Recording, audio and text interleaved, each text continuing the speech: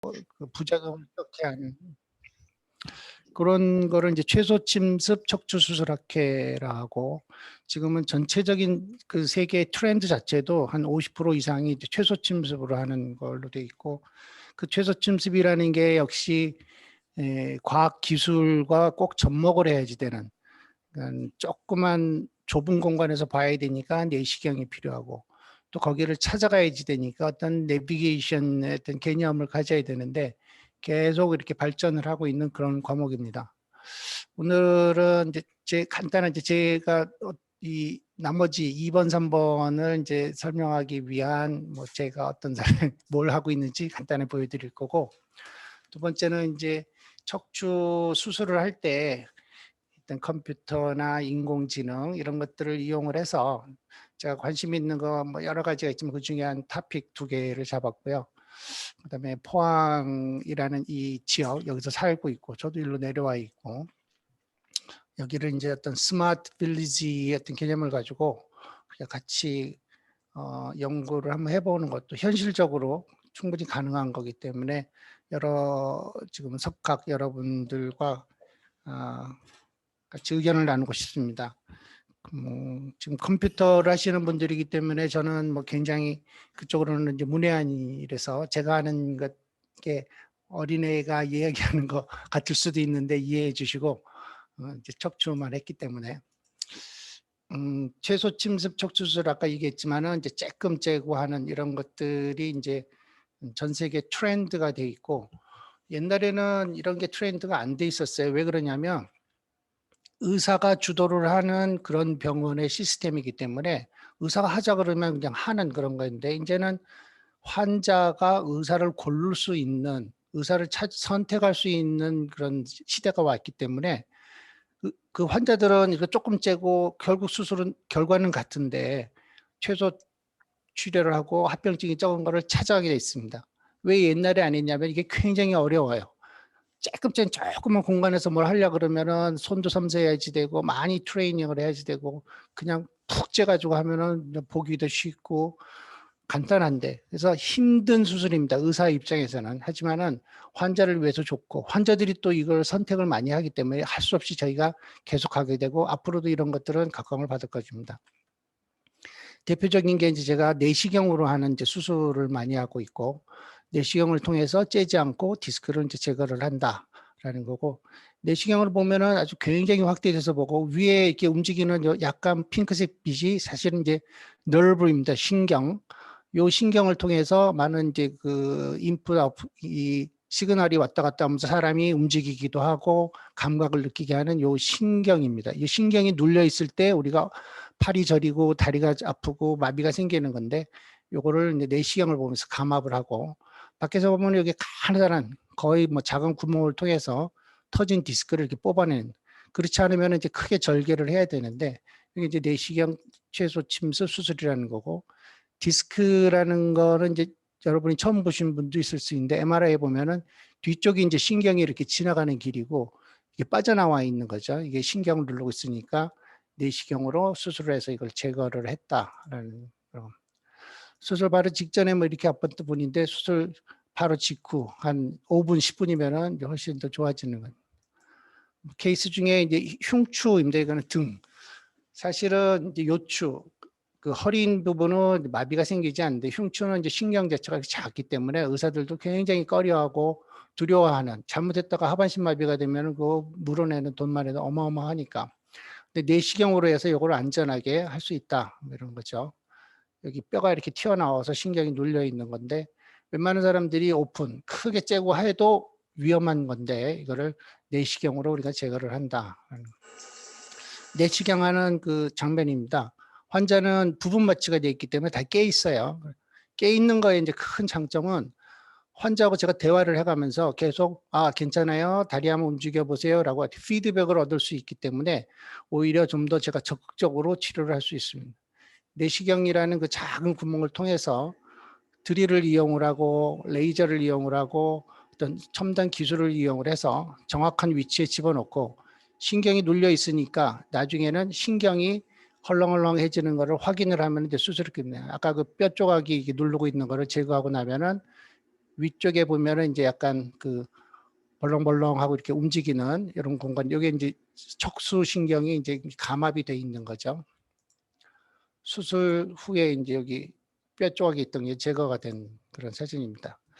제가 이제 내시경에 대해서 학회나 또 교과서나 뭐 여러 논문이나 이런 많이 발표를 했기 때문에 그 내시경을 배우러 오는 의사들이 상당히 많습니다. 그래서 지금 올해만 11번, 11번째 다이렉트 코스, 그래서 포항까지 외국의 의사들이 옛날에는 다녀왔었는데 올해는 그냥 그 온라인으로 저희가 했습니다. 그런 여러 제가 이제 가리키고 제 수술하는 거 배우러 오는 사람들이고, 여기 그 엔도스코픽 스파이널 서저리라는 미국에서 나와 있는 그 엔도스코프의 교과서입니다. 제가 거기 이제 에디터로 돼 있고, 그런 것들이 국내 뭐 일본, 중국어, 스페인어, 포르투갈어로 이렇게 번역이 된, 그러니까 이 척추 내시경 수술에 있어서는 이제 가장 대표적인 그 교과서입니다. 자, 이제 제 소개는 이제 그걸로, 제가 그래서 그런 세계 척추신경외과, 최소침습 척추수술 신경외과의 그 프레지던트도 역임을 했었습니다.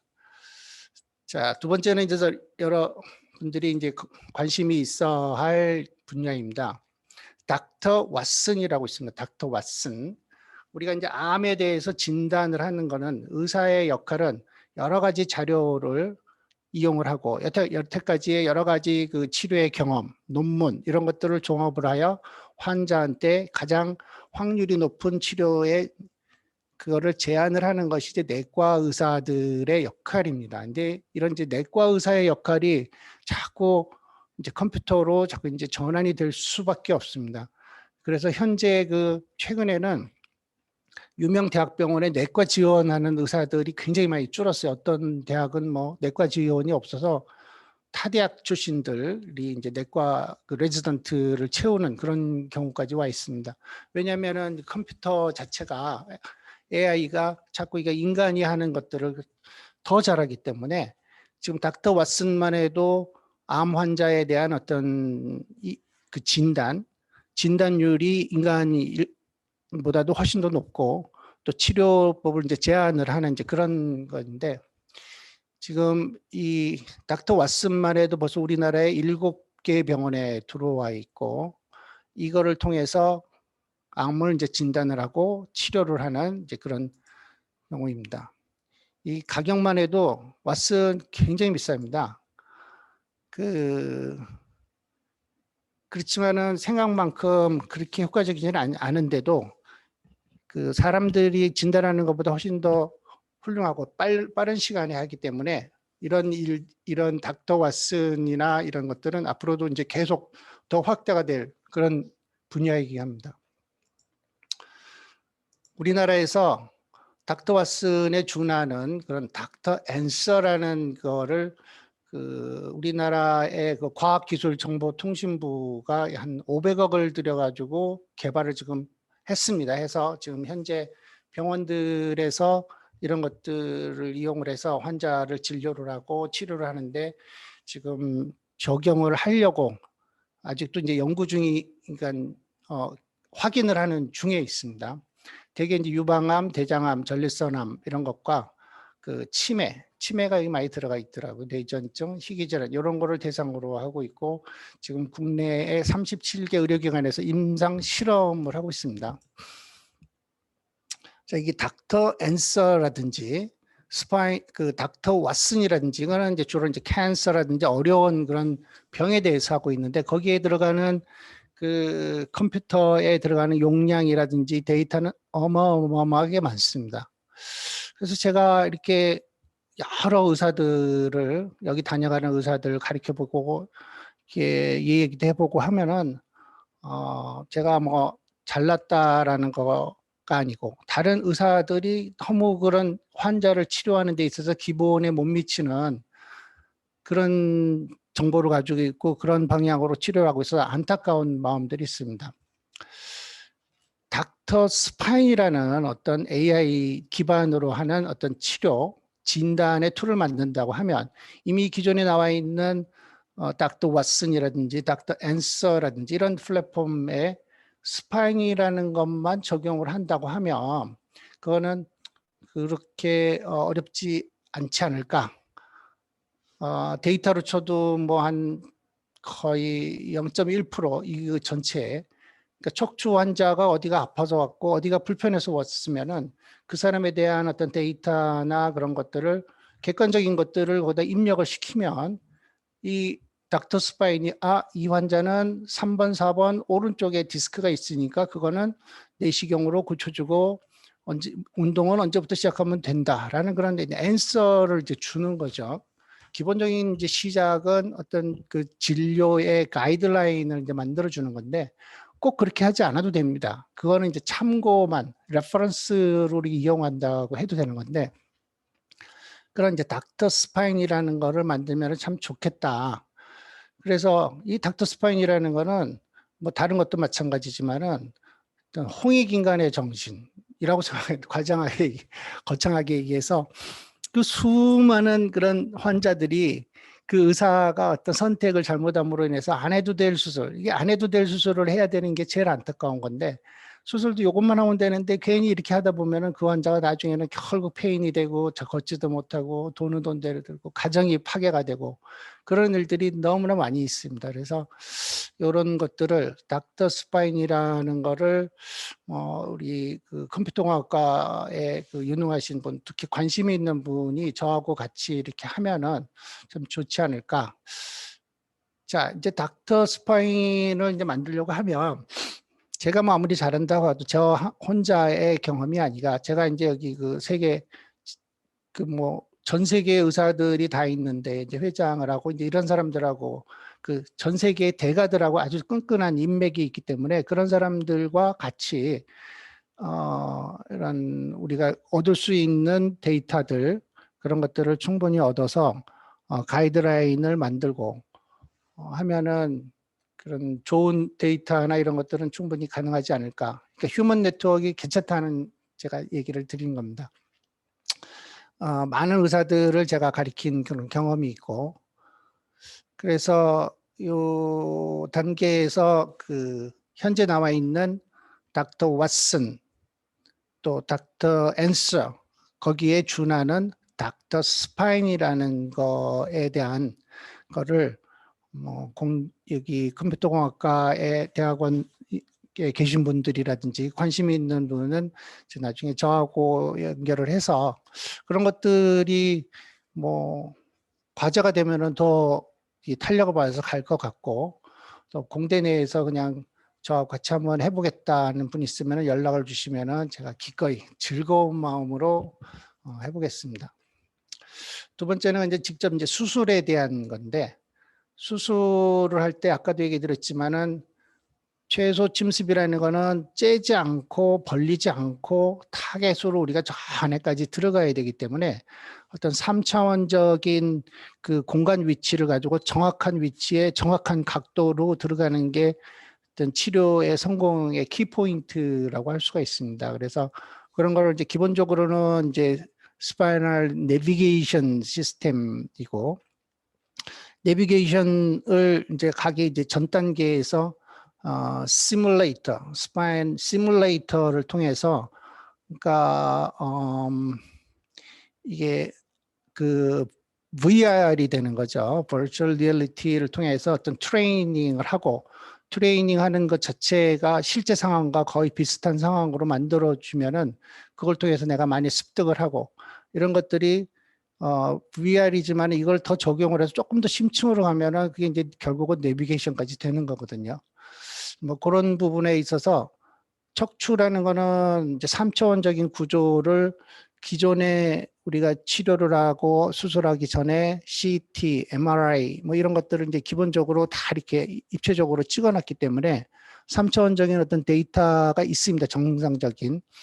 이제 환자가 이제 수술실에서 엎드려 있으면은 그 모양이 약간 변형이 되기 때문에 변형이 된 거를 컴퓨터나 뭐 이런 걸 통해서 그 변형된 상태를 알아차리고, 어떤 스파인이라는 거는 결국 이제 뼈가 있기 때문에 척추라는 뼈가 있어서 뼈의 특정 부위를 어떤 레퍼런스 포인트로 이렇게 잡으면은 그거를 이제 세팅을 만들어서 그 다음에는 이 어떤 그 기계가 내가 이제 가지고 있는 어떤 마커나 이런 것들을 인식을 하고 이것과 지금 테이블 위에 있는 이 3차원 구조를 알고 있는 여기에 좌표를 통해서 정확하게 이렇게 위치를 시켜주기만 해도 수술이 굉장히 간단해지고 결과가 굉장히 좋은 거가 되겠죠.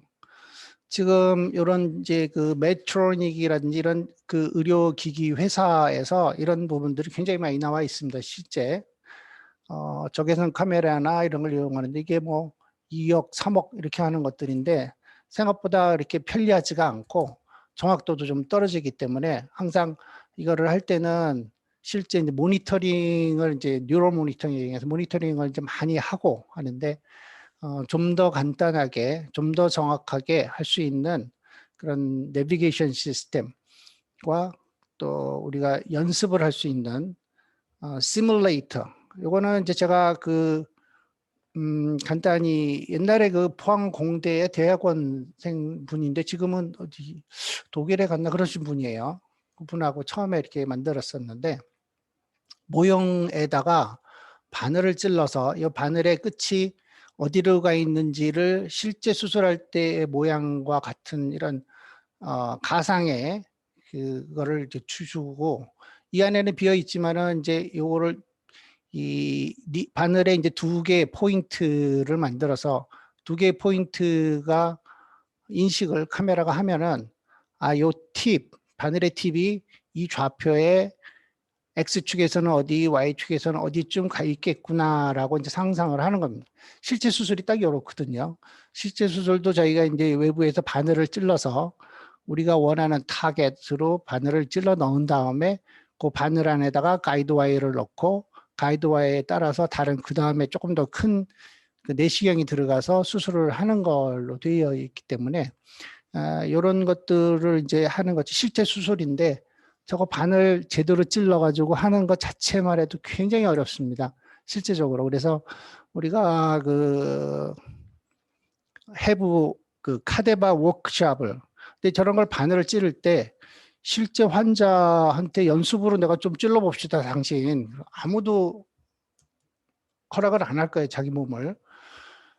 그래서 의사들이 하는 것들이 이제 실제 그 특정한 날에 특정한 해부학 교실에다가 돈을 300만 원씩 내고 가서 바늘을 이렇게 찔러보는 연습을 합니다. 연습을 이렇게 하는데 그 시간이 굉장히 제한적이에요. 왜냐하면 카데바 하나에 6명 정도가 붙기 때문에 돌아가면서 해야 되니까 내가 찔러볼 시간이 많지가 않고 그래봤자 그게 하는 것이 여기서 지금 이 시뮬레이터를 가지고 하는 것이냐 그거나 거의 별반 다를 게 없어요. 가서 바늘을 찔러보다가 나중에 이제 그 인스트럭터가 바늘을 찌른 다음에 내시경으로 하는 거는 자기가 시범을 보이고 끝내거든요. 그러면 이런 시뮬레이터를 이용을 해서 바늘 찌르는 거를 내가 수천 번, 수만 번을 해볼 수가 있어요. 이게 그렇게 많이 들어가는 돈도 아니고. 그러면은 이제 자신이 있고, 이 다음 버전으로는 이런 시뮬레이터 안에 내시경을 집어넣었을 때, 실제 내시경으로 넣었을 때 내시경의 어느 위치에서 할 때, 실제 제가 내시경으로 수술하는 것들을 전부 다 녹화를 해놓은 게 뭐 수천 개가 있기 때문에 요 위치에서 이렇게 갔을 때는 이쪽에서 피가 나올 것이고 신경은 이쪽에서 이렇게 될 거고 디스크의 모양은 대충 이렇게 있을 것이니까 그런 거를 가상으로 해서 실제 수술에 요거는 지금 바늘 찌르는 것만 되어 있는데 바늘이 아니고 요 다음 버전은 실제 수술을 할 때 이제 그 내시경의 화면이 이렇게 막 나오는 거죠. 요거는 이제 한정된 공간에서 하는 거기 때문에 뭐 충분히 가능할 거로 생각하고 그 가능한 거는 벌써 제가 이거를 본 게 한 7, 8년 전에 7, 8년 뭐 길게는 10년 가까이 되는데 무릎의 관절경 내시경을 통해서 무릎을 치료를 하는 그러니까 모형이 뭐 이거랑 거의 같습니다. 여기에 이렇게 딱 무릎이 있습니다. 무릎. 그러면 왼손에 내시경을 넣고 오른손으로 집게를 넣어갖고 이렇게 무릎에다가 하는데 그거는 이제 마찬가지로 virtual reality인 거죠. 그리고 화면에 보면은 이제 그 실제 수술할 때의 내시경 하에서 내 집게가 왔다 갔다 하고 뭐 하는 것들을 이제 다 알 수 있는 연습을 해보는 그런 기회가 있습니다. 여기 이스라엘에서 만든 건데 그거 간단하게 이렇게 만든 건데 하나가 1억이고 엄청 많이 팔렸다고 그러더라고요. 근데 그런 거를 연습을 그런 모형을 가지고 하는데 거의 실제와 비슷하게 화면에 보면 거의 왜냐하면 실제 화면을 이용을 한 거기 때문에 그런 연습이 충분히 된 다음에 환자한테 적용을 하는 그런 거라서 뭐 이것도 그런 시뮬레이터인데 이제 바늘만 찔러서 하는 다음에 실제 수술하는 것까지도 우리가 넘어간다고 치면은 다른 의사들을 트레이닝하고 하는데 굉장히 도움이 될 것 같습니다. 마지막은 뭐 최근에 재밌게 읽은 책입니다. 이제 향후 이게 그 아마존에서도 좀 미래 예측하는 거에 1위 된 베스트셀러인데 2030년이 되면은 이제 세상이 어떻게 변할 것인가 그런 책인데 아마 읽어보시면 상당히 재밌습니다. 거기에 이제 뭐 여러 8가지가 변할 것이다. 8가지가 변할 것이다. 뒤에 뭐 나중에 그 암호화 화폐가 여기서도 이제 그 긍정적으로 좀 나오는 그런 이야기인데 이 장에 보면은 이제 그 전체적인 이런 가장 중요한 세대가 어떤 세대일 것인가 그 10년 후의 세대 중에서 가장 중요한 세대가 어느 세대냐 그거를 보면은 거기에는 전 세계의 인구적인 면에 있어서도 그렇고 여러 가지가 60세 이상의 노년층이 이제 가장 중요한 세대가 될 것이다. 그런 60세 이상의 세대들이 전체 자산의 80% 이상을 가지고 있고 대부분의 유권자이고 돈을 쓰는 사람들이기 때문에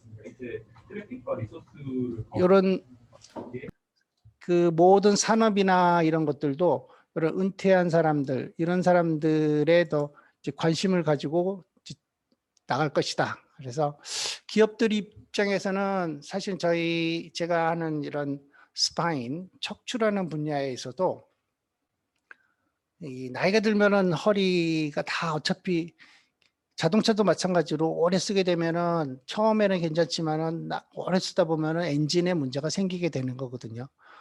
우리 척추라는 게 이제 우리 몸에서 잘 안 부서지지만은 나이가 들고 60, 70이 되면은 거의 한 70% 정도의 환자에서는 통증이 생기고 문제가 생기게 돼 있습니다. 그래서 사람이 오래 산다. 그리고 그런 사람들이 점점 많아진다라는 거는 뭐 척추를 하는 입장에서는 시장이 굉장히 넓어진다. 뭐 이런 좋은 얘기인지 나쁜 얘기인지 모르겠지만 인구 노령화가 기업들에게는 어떤 축복이 될 수도 있다라는 거고 실버 시장에 이제 이게 커진다라는 얘기인데 제가 이제 이거를 이제 꺼낸 거는 뭐 이런 산업적인 거를 떠나서 이제 그 주변에도 보면은 이제 은퇴를 한 우리 제 나이가 이제 60이 좀 지났으니까 주변에 친구들이라든지 벌써 은퇴를 하는데 이 친구들이 그 자기가 여태까지 도시에서 이렇게 빡빡하게 살다가 전원 생활을 하고 싶다라는 친구들이 많이 있어요. 근데 전원 생활이 굉장히 두려운 이야기죠. 왜냐하면 그 전원 생활이라는 게 이게 어디로 가야지 되냐 이런 그 로망은 누구나 가지고 있어요. 자기가 그 창업을 하지 않는 이상은 남은 여태까지 번 돈을 가지고 이제 자식도 이제 다 얼마큼 컸고 나는 이제 전원 생활 정말 조용한 데서 내 책도 읽고 내가 하고 싶은 것도 하고 뭐 그런 생활들을 하고 싶은데 그런데 막상 그렇게 하고 찾아보면은 생각보다 많지가 않고 돈이 정말 남아도는 사람 같으면야 뭐 그 가까운 데다가 할 수는 있지만 그렇지 않은 경우에는 아주 산골로 들어가지 않는 이상은 자기가 원하는 나머지 것들 해결이 잘 안 됩니다. 제일 문제가 되는 것이 이제 시큐리티하고 헬스 문제가 이제 제일 문제가 돼요. 이게 안전해야 되는데 산속에 들어가는데 강도가 오면 어떻게 해요? 굉장히 불안한 부분이고 특히 이제 나이가 들면서 갑자기 아파. 이거 어떻게 해요? 이 부분이 이제 가장 현실적인 이제 문제가 되고, 나머지 이게 해결이 된 다음에는 가까운 데 먹거리도 있고, 그런데 거기에 갔는데 그렇게 돈이 많이 들지 않고 생활을 하는데 그런 데로 괜찮고, 주변에 여가 시설도 있고, 또 거기까지 가는데 교통이 그렇게 멀지가 않았으면 참 좋겠다. 이 다 충족하기가 정말 쉽지가 않습니다. 그 포항이 그러면 그런 데에 어떤 적합한 위치가 혹시 되지도 않을까라고 우리가 한번 생각을 해볼 수가 있습니다. 제가 이제 이런저런 인터넷이나 이렇게 보다가 미국의 여기에 보면은 테네시 주에 채터누가라는 도시가 있습니다. 멤피스 바로 이제 가까운데 테네시강 유변에 있는데, 여기가 이제 옛날에 석탄, 철, 석회암 이런 자원이 굉장히 풍부해서 옛날에는 막 굉장히 화랑이었죠. 철공소가 생기고 자동차 공장이 생기고 화학 공장이 생겨서 뭐 사람들이 많이 몰려드는 그런 도시였습니다. 채터누가 나가다가 2차 산업이 이제 약간 주춤해지기 시작하면서 공장들이 이제 폐허가 되고, 그리고 여기서 나와 있는 그런 공해들 때문에 이 채터누가라는 도시가 아주 유령 도시처럼 돼버렸습니다. 서치가 금방 떨어지고 대기 오염으로 악명이 높은, 그래서 1969년에 미국 환경보호국에서 가장 대기 오염이 심각한 도시 채터누가 이렇게 나와서 뭐 한낮에도 헤드라이트를 켜고 다녀야지 되고 이런 도시였습니다. 그래서 사람들이 다 떠나고, 그래서 폐렴 환자가 많아지고, 이런 거를 어떻게 그러면은 해결을 해야 되느냐, 그 지역에 있는 사람들과. 지금 이 상황이 제가 포항이 이렇다는 얘기는 아닙니다. 오해하지 마시고. 채터누가의 어떤 모델 케이스를 가지고 포항 자체가, 포항시가 주도가 돼서 또 학교나 이런 쪽에서 그런 거에 대한 학문적으로 서포트를 해주고, 그러면서 포항 자체가 훨씬 더 기회를 가질 수 있는 도시가 되고 기관이 되지 않을까 한번 고민을 하고 생각을 여러 가지를 해봤습니다. 이쪽에서 어떻게 했는가 따져보면 이제 대기오염을 줄여야 되겠죠. 필터를 의무하고. 이번에도 포항제철에 갔더니 포항제철에 나오는 공장 그게 매연이 아니고 다 필터링 된 거라서 크게 걱정 안 해도 된다. 2주 전에 제가 견학을 한번 갔다 왔었거든요. 그리고 가능하면은 연료를 쓰지 않는 전기로 하는 셔틀버스와 천연가스 이런 거를 이용을 해서 운행을 하고, 빗물을 재활용하고, 쓰레기 처리장도 하고, 걸을 수 있는, 가능하면은 걷는 쪽으로, 그래서 공기를 정화해야 되겠다. 그 다음에 여기서 이제 크게 한 것 중에 하나가 전체의 도시를 투자를 해서 광 케이블로 다 연결을 했습니다. 모든 가정을 광 케이블로 연결이 돼, 도시 자체가 다 광 케이블로 연결이 돼 있어서 어떤 인터넷이라든지 그런 거를 활용을 한 산업, 그런 걸 산업이 제대로 되는지 확인할 수 있는 그런 아주 모델 케이스가 됐습니다. 지금 현재 이제 변화된 채터누가인 거죠. 환경이 일단 좋아지고, 매연이 줄고, 전체적으로 이제 걷기 운동을 하고, 이런 도시의 공기 정화하는데 아주 굉장히 여기서는 이제 많이 했는데, 뭐 포항도 이제 그런 쪽에 조금 관심을 갖고, 포항이라 그러면은 사실은 꼭 이 도심이 아니라도 주변에 무슨 포항시라는 게 굉장히 넓거든요. 장기 쪽만 해도 그렇고, 위로 올라가서 흥해 쪽만 해도 뭐 정말 청정 지역들이 많이 있으니까. 그래서 지금은 이제 환경 쪽에서 아주 성공을 했는데, 환경만 된 게 아니고 그다음에 경제 발전을 또 시켰어요.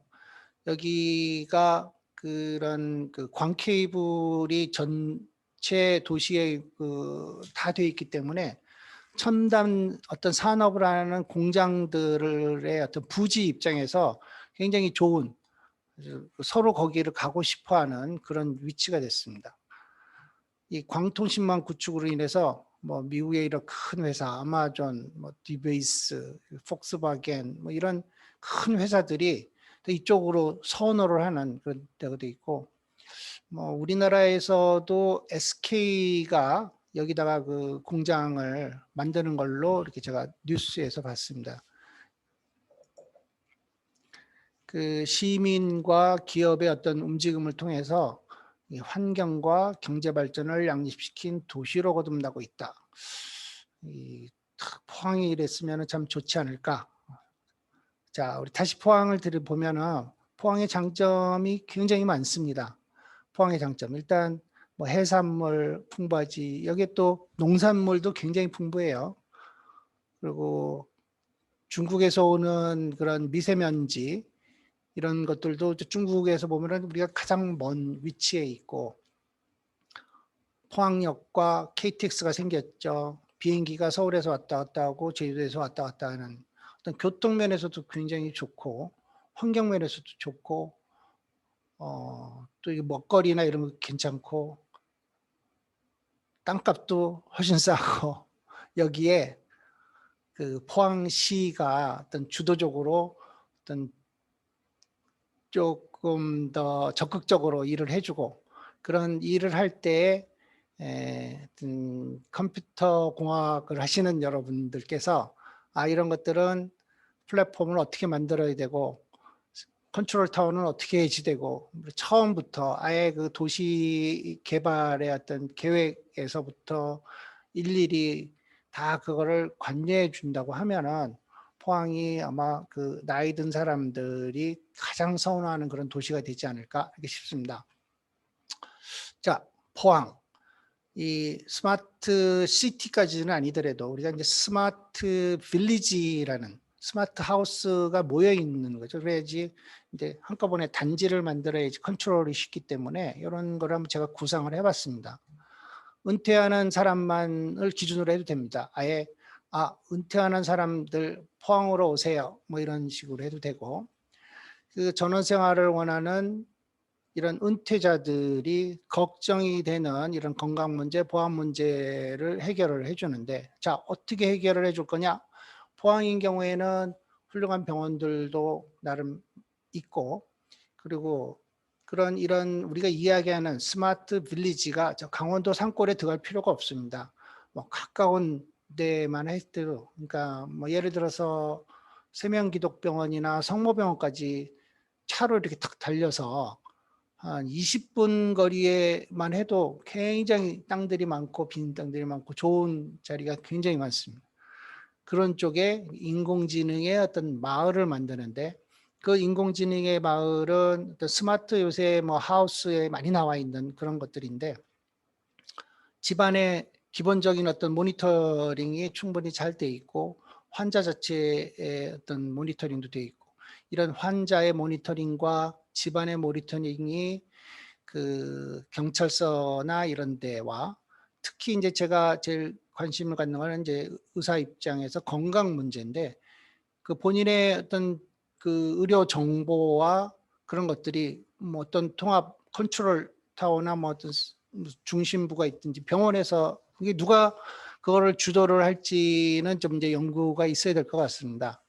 그래서 이런 어떤 사람이 뭐 예를 들어서 심장이 별로 안 좋은 사람이에요. 심장 검사를 했더니 뭐 오른쪽 그 관상동맥이 50% 맥히고 아직 수술할 때는 아닌데 왼쪽은 30%고 뭐 위도 안 좋고 뭐 어쩌고 이런 것들이 이제 정보가 있어요. 이 사람이 집에서 아침을 먹고 샤워를 하고 나오는데 가슴이 아파, 이렇게 가슴을 움켜쥐고 있는 순간에 벌써 어떤 컨트롤 타워에서는 이미 알람이 울리고 삥삥삥해서 병원에서는 앰뷸런스가 벌써 심장에 대한 준비를 해서 앰뷸런스가 이 집으로 출발을 하는 거죠. 도착하자마자 기본적으로 이 사람이 어디가 이상이 있는지 이미 다 알고 있는 상황이기 때문에 그 사람의 적절한 투약과 병원까지 도착할 때에 그런 연명을 하는 그런 처치가 이루어질 것이고, 그런 사람이 병원에 딱 도착하면은 수속도 필요 없습니다. 왜냐하면 다 이 사람의 정보 다 알고 있고 다 연결이 돼 있는 사람이라서 바로 응급 검사와 바로 수술실로 들어가면은 이게 우리가 골든 타임이라는 게 있는데 뇌 같으면은 뭐 한 2시간, 심장 1시간, 2시간, 2시간 안에 우리 들어가기만 하면 사는 겁니다. 사느냐 죽느냐 이제 그런 문제인데, 그런 부분을 해결할 수 있는 데가 어디냐? 사실은 서울의 강남에 있어도 그거 해결 안 돼요. 포항은 그거를 해결할 수가 있다. 굉장히 메리트가 있는 그런 제안이 될 수가 있지 않을까. 근데 그게 그렇게 어렵지 않을 것 같아요. 지금 현재 나와 있는 우리 기술들, 여기에다가 사실은 이제 앞으로 우리나라만 해도 은퇴하는 사람들이 얼마나 많겠어요. 어마어마하게 많은 쏟아지는 그런 은퇴하는 사람들 다 산속에 들어갈 수도 없는 거고, 그런 사람들이 제대로 치료가 안 되면은, 그게 이제 중환이 되면은 의료비가 뭐 천정부지로 올라가는 거예요. 한번 중환이 되면은. 초기에 와서 탁 막힌 것만 탁 뚫고 다시 집에 가면은 건강하게 살 수가 있는 거기 때문에, 나라에서도 이런 것들을 우리가 이제 시범 사업이나 시범적으로 한다고 해도 이런 거는 이제 과제가 충분히 될 수 있는 정말 중요한 제 생각이긴 하지만 그럴 것으로 생각이 되고, 포항시 입장에서 우리가 이거를 한다. 여기다가 여기는 전원 생활을 하는데 돈이 그렇게 많이 들지도 않는다. 공기도 굉장히 좋다. 먹거리 좋다. 포항에 가서 살자. 그런 나이 든 사람들이 포항으로 가는 것들, 은퇴한 사람들만 포항으로 온다고 하면은, 포항에서 요새 지금 죽어가는 도시, 점점 인구가 줄는 도시가 되어 있습니다. 곁들여서 요거는 제가 여기 와서 알게 된 건데, 아주 좋은 거는 여기 이제 우리나라의 강수량입니다. 강수량. 경상북도, 포항 이쪽이 강수량이 굉장히 작아요. 나이가 든 사람들, 나이가 들면 들수록 습도에 굉장히 약하거든요. 특히 폐에 있는 부분이. 그래서 미국 같은 경우에는 그 사막에 있는 피닉스 뭐 이런 아주 더운 그런 데가 나이 든 사람들이 굉장히 가는, 지금은 피닉스 땅값이 엄청 올랐어요. 옛날에 그냥 사막 아무도 안 갔는데, 그런 만큼 이 건조하다는 거, 비가 안 온다는 거는 아주 축복인 거예요. 그래서 건조한 이런 것들도 큰 장점이 될 수 있고, 또 교통이 편리하고 여기 산이 있죠, 바다가 있죠, 뭐 골프장도 많죠, 다양한 먹거리, 이제 전문 병원, 병원과 아까 이야기한 그런 네트워크, 집안의 스마트한 어떤 기계나 모니터링을 통해서 병원과 연관이 되어 있는 그런 것들을 누군가가 해주고, 이렇게 되면은 모든 사람들이 포항에 가서 살자라는 그런 시대가 온다고 하면, 포항은 인구가 많이 늘어날 것이고, 이런 은퇴한 사람들이 여기 오는 사람은, 그 사람들은 아까도 얘기했지만은 실버, 돈이 있는 사람들이에요. 그런 사람들은 소비 계층이 오게 되면은 다 저기 죽도시장 가서 회도 사 먹고, 뭐 미정원도 가고 어디도 가고 뭐 어디도 가고 돈을 쓰는 사람들이고, 그런 사람들을 보기 위해서 자식들이 또 막 올 거예요. 근데 그런 사람들이 많다 보면은 그런 사람들을 하기 위한 젊은 사람도 필요해요. 서비스를 해줄 사람들도 필요하고. 그래서 포항이 자꾸 커지는 그런 시대가 오지 않을까 이렇게 생각이 듭니다. 거기에 중요한 거는 우리가 그런 백그라운드, 이런 집에서 병원과의 연계를 할 수 있는 그런 네트워크, 그 시스템 자체가 안전하고 이게 합법적이고 효율적이고 그렇다라는 거를 뭔가 우리가 증명을 해줄 필요는 있을 것 같아요. 이게 근데 이런 아이디어란 걸 하는데 돈이 뭐 너무 많이 든다고 치면은 어차피 그건 뭐 헛방인 거고요. 그게 이제 적절해야지 될 것 같은데 뭐 충분히 가능하지 않을까 이렇게 생각이 듭니다. 이상적인 빌리지라고 했을 때는 집과 병원의 어떤 유기적인 관계, 이게 이제 지금 현재 가장 이제 중요한 부분이고, 나머지는 뭐 기본적인 겁니다. 어떤 보안 문제를 하는 거는 이거는 그렇게 어렵지 않을 것 같아요. 왜냐하면 빌리지 자체에 통합 보안을 하게 되면은 개별 보안하는 것보다 훨씬 더 저렴한 가격으로 할 수 있을 것 같고, 돈이 이제 문제인데, 합리적인 주거나 생활을 할 때, 또 여가 생활을 할 때, 이럴 때 드는 비용 자체가 그렇게 비싸지 않고도 가능하지 않을까. 이거는 이제 포항시라든지 뭐 이런 쪽하고 다 얘기를 해서 초기에 들어오는 사람들을 뭐 어느 정도 지원을 해준다든지 뭐를 하여튼 좀 지원을 해주는 방법도 있을 수 있을 것 같고, 제가 주도적으로 한다 그러면 저는 렌트를 할 것 같아요. 한번 살아봐라. 너 그냥 한 달에 100만 원씩 내고 한번 살아봐라. 살아봐서 좋으면 계속 쓰고 아니면 간둬도 된다. 이런 식으로 하면은 그거는 뭐 굉장히 메리트가 있을 것 같아요. 렌트 괜찮을 것 같습니다. 뭐 그런 식으로 해서 하고, 또 여기에 왔더니 그냥 놀고 먹는 게 아니고 여가 생활도 하고 뭐 참 간단한 일도 할 수 있으면 좋을 것 같고, 물론 그런 단지 안에 뭐 제가 생각했을 때는 스마트 팜 같은 거를 만들어서 단지에 있는 사람들이 자기 그런 농산물 먹거리는 스마트팜에 가서 할 수 있는 걸 한다든지, 그리고 그런 사람들의 어떤 문화 생활을 할 수 있게 뭐 그 단지 내에 운동 시설이나 아니면 산책로나 아니면은 공연을 할 수 있는 공간을 만들어 준다든지, 뭐 이런 것들이 할 수만 있으면 아마 이상적인 스마트 빌리지가 되지 않을까 싶습니다. 이강덕 시장님이 인구가 자꾸 줄어가지고 지금 49만 뭐 이렇게 되니까 포항에 주소 갖기 운동을 하고 여기다가 뭐 이 배지를 달고 사람들한테 막 얘기를 하는데, 주소 갖자고 막 이렇게 읍소를 한다고 누가 주소를 갖겠습니까? 포항이 메리트가 있는 그런 도시가 된다고 하면은 너도 찾아오는 그런 포항이 되지 않을까. 나중에 한번 제가 만나가지고 얘기를 한번 해봐야 될 것 같습니다.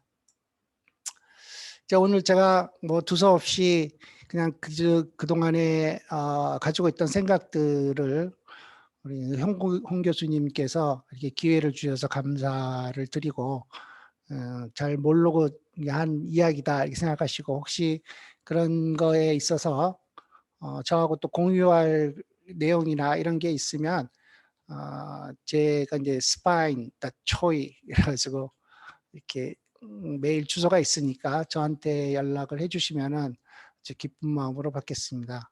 경청해 주셔서 감사합니다. 네, 감사합니다.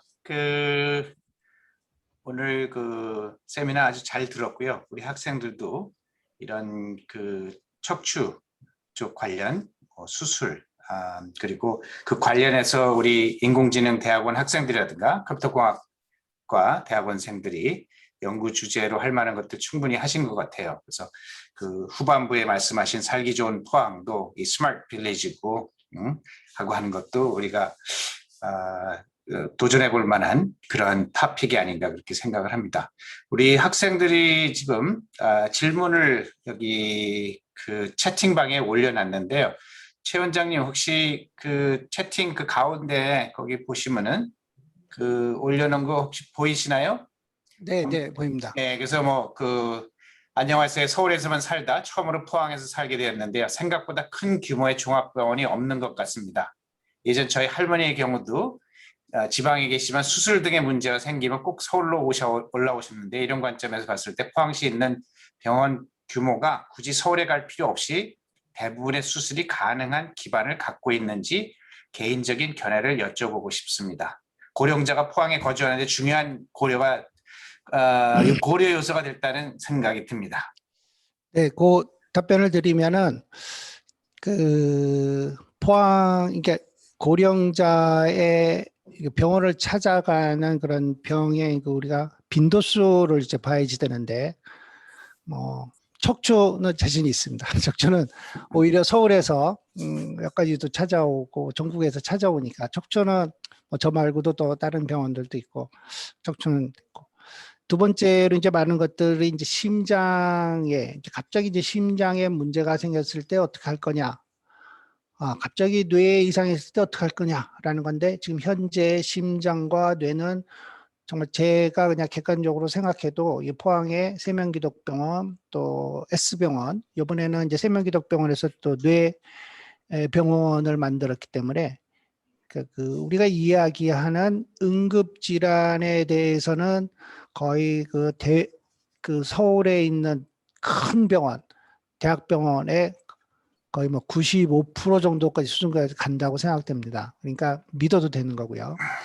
그러면 고령자가 있을 때 이제 큰 병원으로 올라간다라는 게 이제 암에 걸렸을 때, 캔서인 경우에는 사실은 응급은 아니에요. 캔서에는 응급도 아니기 때문에 그런 경우에는 뭐 현재는 그 대학병원의 어떤 그 찾아가야 되는 그런 일들이 있을 수 있습니다. 다시 말해서 답변을 드리자면은 고령자가 포항에 거주하는데 아무 문제 없다는 거예요. 고령자가 일반적인 응급의 병이 있을 때 굳이 서울 안 가도 됩니다. 일반적인 폐, 일반적인 뭐 어떤 문제, 일반적인 거 안 가도 됩니다. 그런 것들이 전체 그 고령자가 생길 수 있는 병의 95% 정도의 그런 거라고 치면은 안 가도 되고, 그러다가 뭐 5% 이내에서 어떤 뭐 암에 걸렸다, 그런 경우에는 대학병원으로 가야 될 수 있습니다. 그러니까 뭐 그런 부분들을 저희가 기본적인 병의 어떤 빈도가 많은 병을 커버할 수 있다라는 거를 잘 이해를 하시면은 뭐 여기서 하는 거 큰 문제가 없습니다. 네, 답변 감사드리고요. 그다음 문제는 이제 재미있는 척추 전문가들이 우리 최건 원장님 같은 분들 평소에 본인의 척추 건강을 위해 특별히 운동과 별도의 준비를 하시는 게 있는지요? 답으로 치면은 안 한다가 답이고요. 잘 안 해요. 척추 의사들 잘 안 하는데, 언제 하냐면 저도 뭐 이렇게 있다가 환자한테 설명을 할 때 있어요. 환자분들한테 자세는 바로 하셔야죠. 뭐 그럴 때 제가 바로 자세 해놓고 자세는 바로 하셔야죠. 라든지 뭐 이런 걸 하는데, 그 자꾸 우리가 이제 망각하는 그런 동물이기 때문에 리마인드를 자꾸 하는 게 중요합니다. 리마인드. 뭐 이러고 있다가도 바른 자세, 바른 자세. 뭐 천번 얘기해도 중요한 얘기는 이제 척추에 있어서는 우리 몸 자체가 목은 약간 앞으로 휘어 있고 등은 약간 뒤로 휘어 있고 허리는 약간 앞으로 휘어져 있는 노멀 커베이처가 있습니다. 거기 위에 머리라는 아주 무거운 아주 큰 머리 덩어리가 위에 이제 덜렁덜렁거리게 딱 있는데, 이 머리의 위치가 이게 옆에서 봤을 때 이게 앞으로 빠지기 시작하면은 전체적으로 다 문제가 있는데, 그게 누적이 되는 게 좀 문제거든요. 그러니까 머리가 내 몸통 위에 이렇게 올라가 있는 바른 자세를 갖는 게 90% 중요하고, 두 번째는 걷기입니다. 걷기. 걷는 것이 근데 별거 아니고 걷는 게 뭐 운동이 되느냐 싶지만은, 지금 뭐 컴퓨터 하시는 분들이고 로봇 하는 분들이 계시지만은 실제 로봇 아직까지도 제가 알고 있기로 뭐 뛰어다니는 로봇 없을 것 같아요. 막 신나게 걷는 로봇 없을 것 같아요. 이게 멋지 밀려가고 그렇지. 사람이 이렇게 걷는 것 자체가 이게 오른쪽 왼쪽의 그런 아주 미세한 코어 근육의 그 코디네이션 때문에 사람이 걸을 수 있는 거는데, 그런 것들이 제일 운동이 많이 되는 게 사실은 걷는 거예요. 한 발로 떡 뛰고 공중에 한 발로 떠 있는 이 순간이라는 게 어마어마한 이 불안정한 순간인데, 그거를 척추가 딱 잡아주는 거거든요, 안에서. 그럴 때 이 코어 근육들이 아주 발달이 됩니다. 그래서 바른 자세, 그다음에 걷기, 뭐 이것만 해도 척추는 한 90%는 뭐 준비가 되지 않을까 됐습니다. 예, 감사합니다. 그 다음은 수술 관련된 질문이네요. 좋은 발표 감사합니다, 원장님. 내시경을 활용해서 척추 수술을 하는 과정에서 시술하는 입장에서 주로 의존하는 감각이 어떤 종류인지 궁금합니다. 시각 또는 촉각. 보여주신 시뮬레이터 예시에서 촉각은 주 관심사가 아닌 것 같은데, 촉각은 대충만 모사해도 몰입이 가능한가요? 가장 중요한 건 시각입니다. 이제 보면서 해야 됩니다. 그래서 제가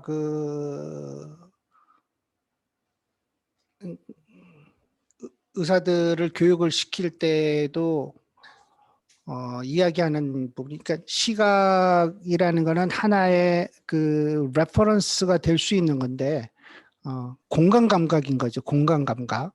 이 굉장히 그 깊은 공간에 내가 들어가 있는, Where are you? Where I am? 너가 지금 어디 있는지를 이렇게 빨리 이렇게 알아차려야지 되거든요. recognize를 해야지. 그러려면은 그 엑스레이를 보면서 내가 대충 어딘지를 알고 내시경 하에서 보이는 어떤 구조물을 보고선 여기가 지금 신경의 바로 위에구나 아니구나 이거를 빨리 알아채는 게 가장 중요합니다. 그럴 때는 지금 저기서 봤을 때는 이제 시각적인 거고 촉각은 우리가 이제 그거를 이제 타치를 하다 보면은 말랑말랑하면 이건 뼈가 아닌 거죠. 이게 해봐서 타치해서 그런 것들이 느껴지면 이게 뼈이기 때문에 저희 이제 척추를 하는 입장에 있어서는 뼈의 구조물이라는 거는 이제 안 움직이는 구조물이니까 그리고 뼈는 안전해요. 뼈 뒤에 있는 구조물들이 이제 위험한 구조물들이 많으니까 타치하는 그런 촉각의 것도 중요합니다. 그래서 지금 얘기가 나온 거가 아마 햅틱 센세이션에 대한 질문인 것 같은데 시뮬레이터에 있어서 햅틱은 굉장히 중요합니다. 그래서 햅틱이 있으면 뭐 훨씬 더 좋은 거고 미래에 가장 좋은 그런 시뮬레이터는 결국 햅틱은 뭐 에센셜한 겁니다. 네. 그다음 질문은 인공지능이 의학적인 판단을 내리는 시스템의 경우 시스템 구현이 어려운 것보다 의료 사고 등이 발생했을 때 판단을 책임질 주체가 명확하지 않는 게 더 큰 문제라고 생각하고 있습니다. 현재 임상 시험 중인 시스템이 있다고 말씀해 주셨는데요. 이 시스템은 책임 문제를 어떻게 해결하는지 궁금합니다. 또 의사이신 만큼 이 책임 문제를 어떻게 해결하는 게 좋다고 생각하시는지 아까 제가 궁금합니다. 이미 말씀드린 것 중에 하나인데 그런 가상의 뭐 어떤 공간에서 우리가 치료를 하는 내비게이션도 마찬가지고 그런 기구를 위해서 우리가 실제가 아닌 가상의 거를 가지고 실제 수술도 하거든요. 아까 이야기한 그 인공지능을 통한 의학적인 어떤 판단, 이 사람이 암이니까 이거를 잘라야 된다. 이거는 자르면 안 된다. 잘못될 수 있어요. 결국 잘못될 수 있어요. 누가 책임을 지느냐? 의사가 책임지면 됩니다. 그러니까 지금 이야기한 그런 것들에 대해서 의료법이라든지 그런 거에 대해서 뭐 큰 걱정을, 제 생각에는 큰 걱정을 안 해도 된다고 하는 거는 이 자체를 우리가 그 어떤 제공을 할 때 이거는 레퍼런스다. 이건 어떤 참고적인 거지. 참고적인 거를 절대로 우리 자동차에도 보면 그런 거 있잖아요. 뭐 뒤에 보이는 거는 뭐 실제하고 틀릴 수도 있습니다. 뭐 참고하십시오. 이런 식으로 지금 현재 우리가 개발하고 하려는 것은 초기 단계에 있어서는 레퍼런스로 감고 결국 판단은 의사가 하는 거니까 왜냐하면 지금 이런 AI 없이도 다 치료하고 있고 다 의료사고 나고 다 책임지고 하고 있거든요. AI라는 게 하나 더 있으면은 좀 더 잘 고치자는 이야기지 이거가 모든 거를 다 커버한다는 아니기 때문에 뭐 그런 책임 소재는 약간 벗어나지 않을까 제 생각은 그렇습니다. 법적인 거는 제가 한번 더 따져봤고 혹시 제가 틀리면은 다시 연결을 드리겠습니다. 예, 좋은 강의 감사합니다. 원장님, 제가 이 분야에 대해서 전문 지식은 없지만 데이터를 수집하는 과정이 매우 어려운 것 같습니다. 실제로 어느 정도의 어려운 직업인지 궁금합니다. 어려운 작업인데 작업이네. 죄송합니다. 예, 작업인지. 데이터를 수집하는 게 사실 어렵지는 않습니다. 데이터는 뭐 그냥 이용을 하면 되는데 그 환자의 의무 기록이라든지 이런 것들이 그 프라이버시나 이런 의료법에 걸리게 돼 있습니다. 사실은. 그래서 그런 환자의 데이터를 이용을 해서 우리가 결국은 환자의 데이터를 가지고 만들어야지 되는 거라서 뭐 이런 부분은 두 가지 방법이 있는데 한 가지는 그 아예 이제 그런 데이터를 할 만한 그런 환자들한테 전부 미리 우리가 이런 좋은 시스템을 만들려고 하는데 당신의 데이터를 이용해도 되겠느냐라고 허락을 일일이 다 받으면은 뭐 하는데 문제가 없고 더 훨씬 좋은 거는 우리나라가 전 세계에서 제일 좋은 게 의료보험 시스템이거든요. 전 세계에 딱 하나예요. 모든 국민이 100% 의료보험 치료가 돼 있어서 의료보험 그 공단에 있는 그 데이터라는 거는 어마어마한 거죠. 어마어마한 거. 그 안에 그냥 딱 그 컴퓨터에 들어갈 수만 있으면은 근데 요즘은 그런 것들을 그 합리적이고 이게 환자의 그 비밀이나 이런 거에 해가 안 되는 그런 범위 내에서 아마 많은 부분들이 그걸 오픈을 하는 것 같아요. 저희 이게 주변에 논문이나 뭐 이런 그 과제 나오는 거 뭐 하는 거 이렇게 보면은 그 최근에 뭐 몇 년 동안에 그 의료보험공단에서 나와 있는 이 병의 그런 환자들의 데이터가 뭐 이렇고 뭐 이런 것들을 이용하는 거 보면은 아마 그런 쪽에 그 공단 쪽에서 하면은 뭐 제일 좋을 것 같고, 나머지는 그 조금 불편하면은 그냥, 왜냐하면 이제 제가 여기에서는 그냥 뭐 저희 병원이니까 일일이 그냥 환자분들한테 요거 하겠습니다, 그거 절대 안 됩니다 이런 환자는 별로 없을 것 같습니다. 음. 예, 그 다음 질문은 최근 스마트 스피커에 구조 요청을 해서 골든 타임 안에 환자를 구할 수 있었다는 기사를 접했는데요. 원장님도 비슷한 사례를 경험하신 적이 있으신지요? 그 경험은 없고요.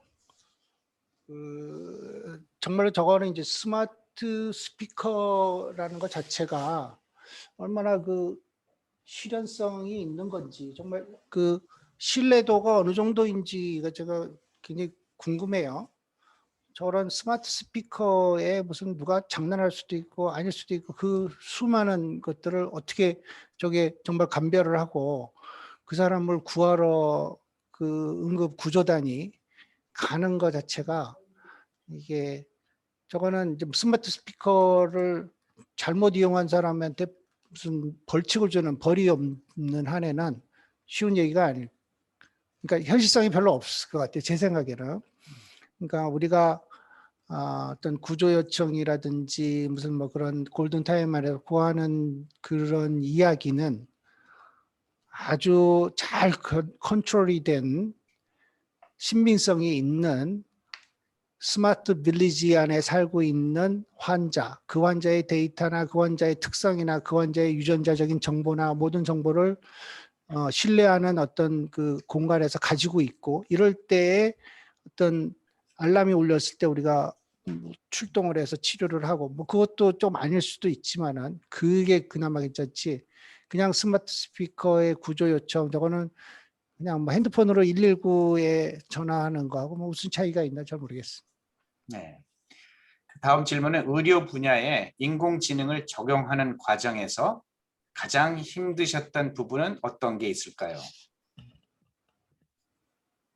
이제 그 사실은 지금 제가 뭐 많이 해본 경험이 있는 게 아니고 이제 뭐 어떤 면에서 지금 시작을 하는 단계이기는 한데, 그 인공지능 자체를 우리가 이제 얼마나 그 신뢰를 하느냐 이런 부분이거든요. 아까도 우리 비서분하고 제가 얘기를 했는데, 자율주행 뭐 미래기는 확실하긴 하지만은 자율주행이 이제 뭐 잘 되면 차를 맡길 거냐 그랬더니 저는 못 맡겨요 그러는 거예요. 우리가 이제 컴퓨터에다가 이런 인공지능을 했을 때 사람들의 어떤 인식 자체를 바꾸는 거가 쉽지는 않을 것 같습니다. 그런데 그런 부분을 인공지능이 사실 지금 제가 이제 획기적으로 놀랐던 부분이고 가장 대표적인 게 바둑이거든요. 바둑의 인공지능이 시작하기 전에 그렇게도 믿지도 않았어요. 근데 요새 바둑 해설할 때 보면은 다 인공지능 얘기가 나와요. 인공지능은 인공지능에 대한 더 신뢰도가 바둑에 있어서는 굉장히, 저도 이제 이거는 믿을 만하다. 자꾸 하다 보니까, 자꾸 이렇게 접하고 자꾸 얘기하고 하다 보니까 되는 거기 때문에, 의료 분야에 있어서 인공지능을 적용을 하는 부분들은 어떤 사람들의 인식 부분을 의료라는 것도 결국은 정보를 가지고 여태까지 와온 그런 정보를 잘 취합을 해서 환자의 그런 데이터와 기존에 했던 기록, 정보나 이런 거를 맞춰가지고 여기에 딱 맞춰서 하는 건데, 결국 그래도 다 100%가 아니거든요. 근데 컴퓨터가 만일 한다면 그 확률을 조금 더 높일 수 있기 때문에 그런 부분에 있어서는 사람들의 인식 뭐 이런 부분이 좀 힘들지 않을까 답변하자면 그렇습니다. 네. 마지막 또 하나의 질문은 저는 유전체 분석을 통해 질병의 원인을 찾아내는 것에 관심이 많이 있습니다. 이런 의료 데이터가 선진국에 비해 오픈된 것이 적은 것 같습니다. 우리나라에서 국가 차원에서 오픈 소스로서 수집이 왜 어려운지 여쭙고 싶습니다. 이 얘기는 제가 답변을 제가 잘 모르는 분야이기 때문에 저거는 그러니까 유전체 분석 자체가 이제 파퓰러하지가 않잖아요. 그래서 유전체 분석을 하려면 저 분석을 할 때 돈을 내야 되는데 피도 뽑아야지 되고 그러면 그 환자가 자기 치료하고도 상관이 없는 그런 거에 피도 뽑혀야지 되고 내가 돈도 내야 된다고 하면은 잘 안 할 것 같아요. 그게 뭐 선진국은 어떤지 오히려 그 저 질문하신 분이 선진국에서는 이런 유전체 분석을 통한 질병의 원인을 찾아내는 거를 어떻게 해요? 답변해 줄 수 있나요? 이승범님.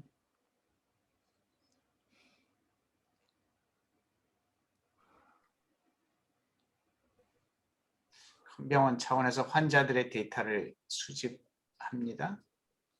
큰 병원 차원에서 환자들의 데이터를 그러니까 유전체 분석은 이제 결국은 병 자체가 그 옛날에는 뭐 그 기성복 같은 이제 옷이라고 하면은 이제는 이제 맞춤 치료를 하는 거를 이 추세가 그렇게 나가고 있죠. 프리시즌 메디신이라고 이제 아예 이름까지 붙였는데 그런 모든 환자가 똑같은 환자가 아니다. 다 환자마다 틀리다. 그 환자의 틀린 그 환자에 맞춘 그 사람의 맞춤 치료를 해야 된다가 이제 앞으로의 추세고 뭐 이제 더 그렇게 갈 겁니다. 뭐 수술 기구라든지 그 기구도 이게 딱 정해져 있었는데 이제는 그 3D 프린팅 같은 기술들이 너무 이제 파퓰러되기 때문에 같은 나사못이든지 같은 기구도 요 환자에 맞게 사이즈나 뭐 이런 거를 다 이렇게 틀리게 개별적으로 만들 수 있는 게 쉬워졌고 그 중에 이제 그저 유전체에 대한 어떤 정보들이 이제 많이 있다 보면은 이 환자는 지금 겉으로 보기는 똑같은 것 같지만 나중에 쭉 유전체를 분석을 해봤더니 이런 경향으로 흘러가더라라고 하면은 그런 흘러가는 경향이 있는 이 사람을 미리 우리가 알았으니까 거기에 대해서 미리 더 준비를 하는 그런 거는 이제 앞으로 미래의 그 의료에서 중요한 파트인 것 같습니다. 그런데 그런 경향을 분석을 어떻게 할 거냐 뭐 저것도 제가 뭐 대답할 수 있는 거는 아닌 것 같고 기존에 나와 있는 저 과제 자체를 나라나 이런 그 쪽에다가 얘기해서 그 의료보험공단 내에 이런 암에 걸린 사람들에 대한 데이터가 다 있거든요. 근데 그 사람의 유전체가 어떤지를 미리 피를 뽑아놓은 그런 유전체 검사를 미리 다 해놨는지 그거는 안 돼 있을 것 같아요. 그러면 아마 지금 새로 시작하면서 저런 것도 그 암을 주로 하는 큰 대학병원에서 암 같은 경우에 그 사람의 피를 뽑아가지고 할 때 연구비나 이런 걸로 통해서 저희가 이런 거는 다 하는 거고 오히려 그 환자한테 참석하는 사람한테 뭔가 인센티브를 줘서 그 사람의 피를 이용을 하고 그 사람의 그걸 하는 거니까 그런 쪽으로 해야지 되지 않을까 싶습니다. 암 같은 경우에는 지금 현재 여기에서 할 수 있는 사항은 아니고 큰 대학병원 그리고 좀 더 효과적으로 하려면은 그 의료보험공단의 어떤 국가적인 과제를 통해서 수집을 하시는 게 훨씬 더 효과적이 아닐까 싶습니다. 예, 그 학생들 질문들은 이제 끝난 것 같고요. 혹시 제가 한 두 가지 정도 최근 원장님께 질문을 드릴 테니까 혹시 그 사이에도 학생들 질문이 있으면 올려주기 바랍니다. 첫 번째 질문은 저희 우리 학생들 만약에 학생들의 할머니라든가 할아버지 또는 부모님들이 이 척추 문제로 고생을 많이 하신 분이 계신다라고 가정을 하고 그분들이 포항에 안 살고 그 서울이나 다른 데 지방에 다른 곳에 사시는데 그러면은 그분들 제일 좋은 거는 우리 최고 전문가이신 최고 원장님을 포항에 외서 뵈면 좋은데 만약에 너무 아프시고 힘드셔서 운동하기도 힘드시다. 그러고 할 때는 어떻게 우리 최고 원장님의 의견이라든가 뭐 그런 거를 혹시 받을 수 있는 방법이 있나요? 사실은 뭐 그런 이야기는 너무 많은 제 경험이 있기 때문에 아, 그러세요? 네. 제가 얘기를 할 때는 척추 환자는 뭐 이동이 절대 불가한 건 아니기 때문에 지금 저희 병원에 오는 환자 중에 이제 외국에서 오는 환자들도 제법 많이 있어요.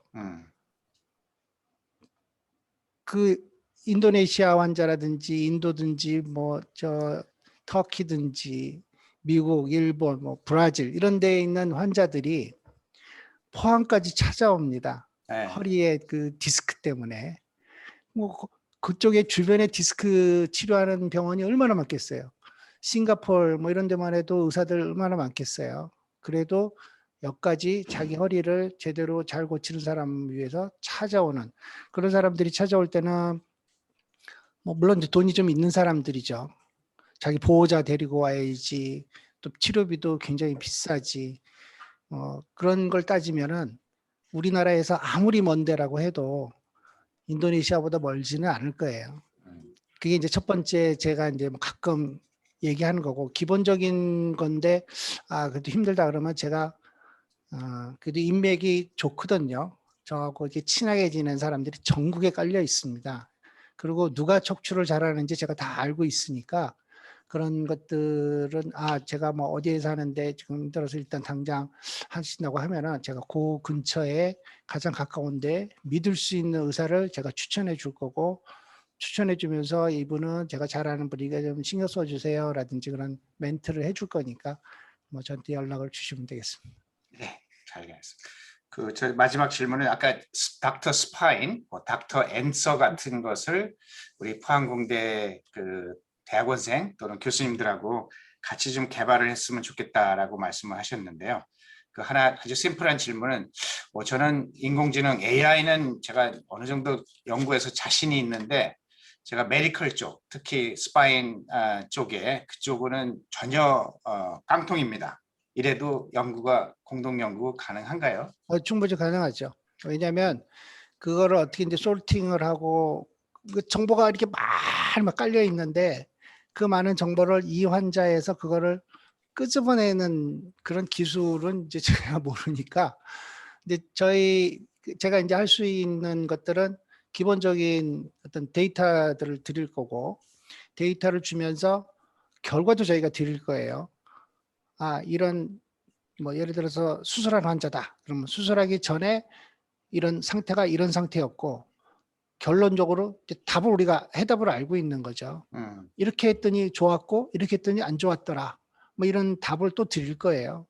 그러면 그 다음에 이제 환자들은 처음에 왔을 때는 수술 안 한 환자들이라든지 뭐 이런 뭔가 치료를 요하는 환자들이 왔을 때 우리가 많은 결과를 알고 있는 그런 거를 유추해서 봤을 때 이 사람은 어떻게 치료하면 좋겠다라는 거를 뽑아주면은 이제 컴퓨터 뽑는 기술 어떻게 잘 뽑느냐 뭐 이런 부분이 첫 번째가 될 것 같고 근데 그런 부분들이 아까 얘기했던 기존의 그 닥터 왓슨이라든지 닥터 앤서에 이미 그런 그 기술들이 있을 겁니다. 근데 그거를 이게 특허가 걸려 있는 건지는 모르겠지만은 그런 이미 그런 걸 어떻게 찾아내는지를 뭐 논문을 수천 개를 집어넣는데 이 환자의 어떤 논문을 적용을 해야 되고 어떻게 해야 되는 건지는 이제 그런 신뢰도나 뭐 이런 걸 해갖고 뽑아내는 게 있을 것 같고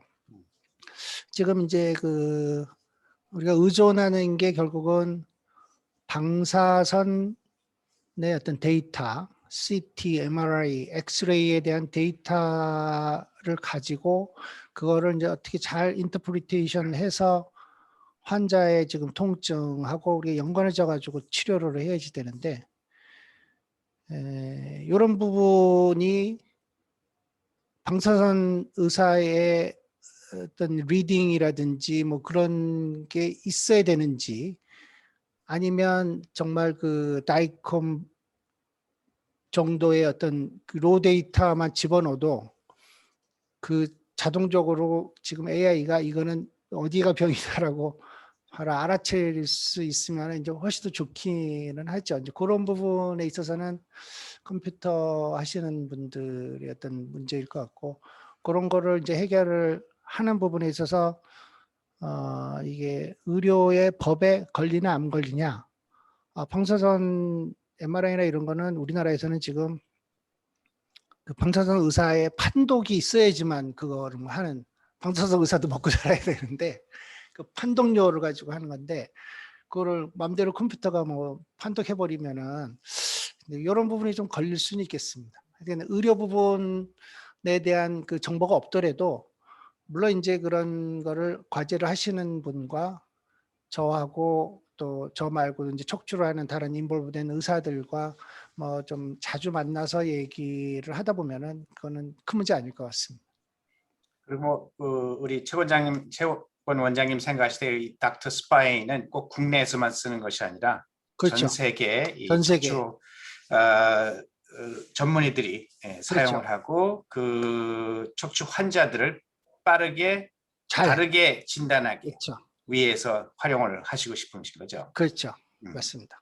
그래서 다른 나라는 또 우리나라 법하고 또 좀 틀릴 수도 있고 하고 해서 그런 그렇죠. 문제는 또 좀 적을 수도 가능합니다. 있고, 예, 예, 예. 아무튼 지금 현재 우리 최고원 원장님이 전 세계적으로 많은 전문가들도 아시고 그 네트워크에 있는데, 지금 이런 닥터 스파인 지금 말씀하시는 그런 네. 시스템은 아직은 없는 건가요? 없죠. 지금 뭐 캔서에 대한 것도 닥터 왓슨 하나 나온 거고, 지금 그러니까 어떤 면에서는 이 그 대기업들이 아직 관심을 안 갖는 그 틈새 시장이죠, 틈새 시장. 근데 틈새 시장인데 우리가 제일 잘하는 부분이기 때문에 뭐 그래도 척추 수술은 미국의 의사보다 독일 의사보다 저희가 더 잘한다 이런 자부심도 있고 뭐 그러니까.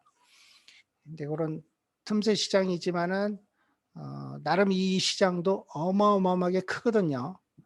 제가 말씀드리는 거는 뭐 시장 얘기를 하면은 그 제가 만약 이걸 개발한다고 하면 거의 그냥 공짜로 나눠주려고, 제 생각은 무료로 그냥 뭐 무료로 다 써라. 나는 개발하는데 우리가 돈이 들고 내 개인적으로 돈이 들었다고 하더라도 아예 무료로 그냥, 왜냐하면 그 사람들도 이것대로 무조건 치료하는 게 아니고 자기도 한번 싹 돌려보고 최건하고 포함되어 있는 그 전 세계의 척추 대가들은 이렇게 생각하는구나. 그리고 나는 나대로 할 수도 있지만은 그런 한번 걸러보게 되는 거는 그 사람도 굉장히 좋을 거예요. 그러니까 한 번씩 걸러볼 거라고요.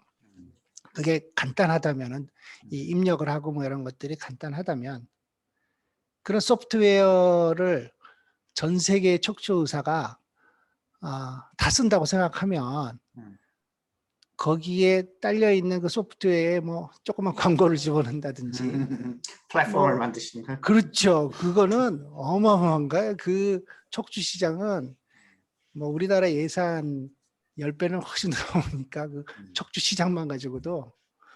그러니까 그런 플랫폼을 우리가 선점을 할 수 있으면 척추는 잘 만들어 놓으면은 굉장히 좋을 것 같습니다. 네. 카카오 이상이네. 오늘 다른 질문들이 없는 것 같은데요. 오늘 우리 최권 원장님 모시고 아주 특별한 세미나, 그러면서도 우리 컴퓨터공학도들, 인공지능 엑스퍼트들이 도전을 할 만한 그 숙제를 던지신 것 같습니다. 그리고 지금 전 세계에 없는 이런 닥터 스파인 시스템 만드는 연구 프로젝트를 같이 한번 하면 좋겠다는 생각을 많이 가졌을 거예요. 그래서 여러분들 지도 교수님, 혹시 교수님들도 계시면 한번 더 생각을 해보시고, 뭐 우리 최고 원장님 바로 요 옆에 우리 병원이시니까 여기서 뭐 차로 가면 10분도 안 되는데 있고, 그러니까 연락을 하시고 한번 같이 협력을 하는 걸 찾아보도록 하면 좋겠습니다. 혹시 연락이 안 되면 저한테 연락 주시면 제가 연결을 해드리도록 하겠습니다. 오늘 특별한 세미나 시간 바쁘신 가운데도 내주시고 정말 좋은 발표 우리 학생들을 위해서 해주셔서 다시 한번 감사드립니다. 네, 감사합니다. 오늘 여기서 마치도록 하겠습니다.